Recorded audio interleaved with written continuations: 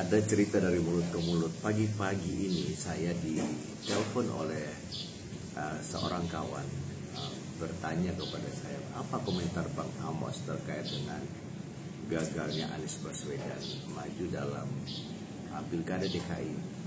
Saya bilang, ya untuk apa kita pikirkan itu?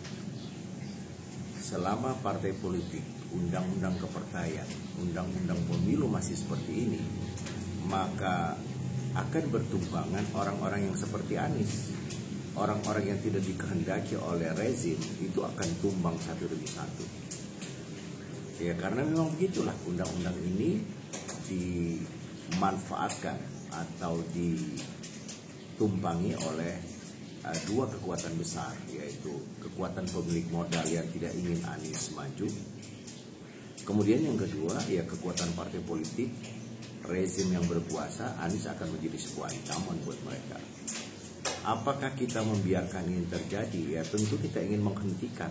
Tapi bagaimana caranya kalau misalnya kita ini sebagai warga negara juga tidak mempunyai kesadaran bersama, kesadaran kolektif untuk melakukan perubahan ini.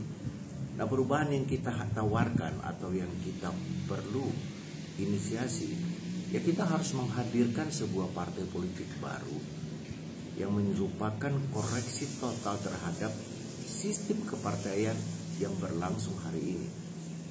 Tidak ada cara lain untuk kita kecuali kita melahirkan sebuah partai politik baru sebagai koreksi atas tata kelola partai politik, tata kelola kepartaian, tata kelola pemilu demi pemilu ini. Tidak ada. Makanya kemarin ini ada yang minta atau mengajak sesegera mungkin saya untuk menggagas sebuah partai politik baru sebagai antitesis dari partai politik. Ini sedang saya melakukan